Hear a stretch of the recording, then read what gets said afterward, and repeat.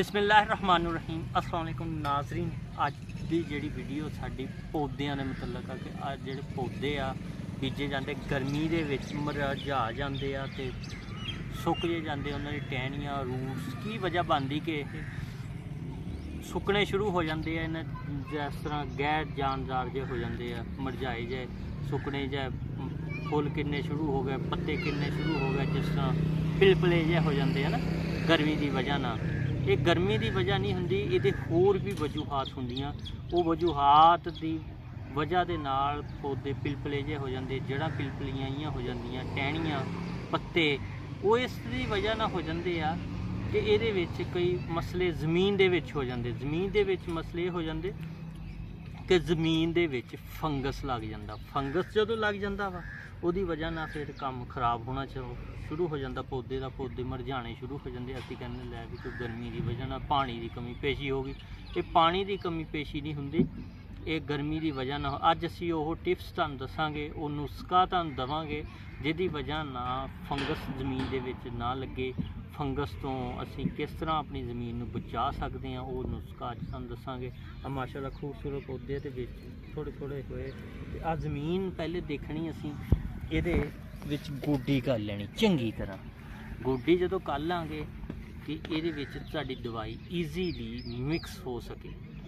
ਤੇ ਐਡਾ ਮਹਿੰਗਾ ਵੀ ਨੁਸਖਾ ਨਹੀਂ ਹੈਗਾ, ਬਹੁਤ ਸਸਤਾ ਜਿਹਾ ਨੁਸਖਾ ਵਾ ਜਿਹੜਾ ਅਸੀਂ ਅੱਜ ਲੈ ਕੇ ਆਏ ਹਾਂ। ਕੀਮਤੀ ਨੁਸਖਾ ਵੀ ਨਹੀਂ ਕਿ ਜ਼ਿਆਦਾ ਤੁਹਾਡੇ ਪੈਸੇ ਲੱਗਣ।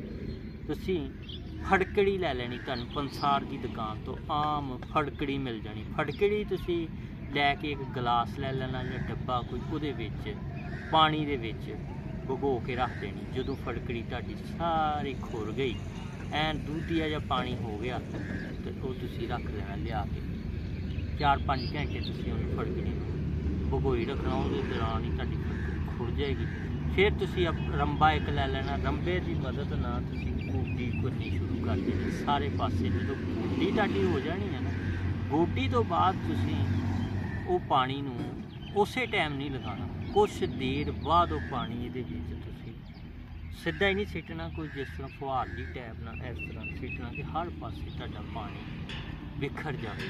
तो इहदियां जड़ां दे विच जदों जाएगा तो इन रूट्स ये बेहतर होणगे। रूट्स नूं जिस तरह कहने बंदा कोई दवाई खा लैंदा उन्होंने जिसम ताकत वाली खा लैता, इस तरह ये रूट्स ताकत आएगी तो जिसम ਇਹਦਾ ਜਿਹੜਾ पौधे ਦੇ तनाव आ वो ऑक्सीजन लेगा तो अच्छी तरह परवरिश पाएगा, तो यानी वो फलेगा फुलेगा।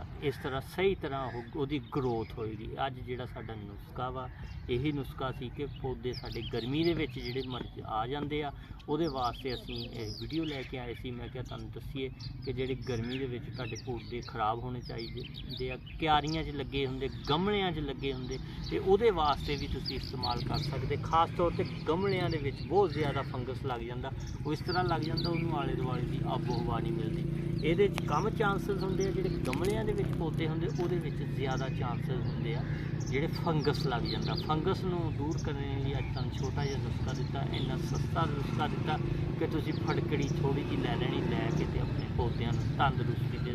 ਫੜਕੜੀ ਹੋਰ ਵੀ ਕਈ ਮਸਲਿਆਂ ਲਈ ਇਸਤੇਮਾਲ ਹੁੰਦੀ ਤੇ ਜਿਹੜੀ ਪੌਦਿਆਂ ਲਈ ਵੀ ਇਸਤੇਮਾਲ ਹੁੰਦੀ। ਅੱਜ ਅਸੀਂ ਪੌਦਿਆਂ ਦੀ ਵੀਡੀਓ ਕਰ ਰਹੇ ਸੀ ਤੇ ਅਸੀਂ ਦੱਸਿਆ कि पौधों के जी फड़कड़ी इस्तेमाल होंगी है, तो तुहानूं दसीए कि ये फड़कड़ी पौधों लिए भी कितनी मुफीद आ। इस तरह होर भी बहुत सारे नुस्खे हैं इंशाअल्लाह पौधों के तुहानूं नैक्सट वीडियो के देवांगे। मजीद तो मजीद है कि पौधों के तुसीं किस तरह ज़्यादा पैदावार लै सकते, प्रॉफिट कमा सकते फुल्लां तो, वो भी मजीद तुहानूं वीडियो असीं इंशाअल्लाह अनकरीब ही तुहानूं देवांगे। तो ये नाल ही होर भी मजीद जिहड़ियां वीडियो साडे चैनल नूं जरूर सबसक्राइब कर लियो, लाइक करियो, तो कमेंट्स करियो, तो शेयर करियो जरूर। तो जिस ने मित्रां ने साडे वीडियो देखी लाइक की तो उन्होंने जरूर कमेंट्स वगैरह भी कर दिया करन, तो लाइक तो साडे चैनल नूं सबसक्राइब भी जरूर करना। तो दोस्तों बेलियो तुहानूं इंशाअल्लाह ये जिन्ने भी साडे देख रहे हैं और सबसक्राइबर तो दूसरे लोग भी, तो उन्होंने वीडियो इंशाअल्लाह पसंद आएगी। नुस्खा जरूर इस्तेमाल करके देखियो, इंशाअल्लाह तुहाडे पौधे दिन ब दिन हरे भरे रहणगे ते कदी फंगस ना। ये फंगस का असीं कहने पता नहीं जमीन की खराबी होगी या पौधों की खराबी होगी, मेन वजह होंदी फंगस। तो इस दे नाल ही असीं इस वीडियो ਦੇ ਨਾਲ ਹਾਜ਼ਰ ਹੋਏ ਸੀ। ਤੇ ਇਹਦੇ ਨਾਲ ਹੀ ਅਸੀਂ ਤੁਹਾਡੇ ਕੋਲ ਇਜਾਜ਼ਤ ਚਾਹੁੰਦੇ, ਇਨਸ਼ਾਅੱਲਾ ਫਿਰ ਹਾਜ਼ਰ ਹੋਵਾਂਗੇ ਨਏ ਵਲੋਗ ਦੇ ਨਾਲ। ਅੱਲਾ ਹਾਫਿਜ਼। ਪਾਕਿਸਤਾਨ ਜ਼ਿੰਦਾਬਾਦ।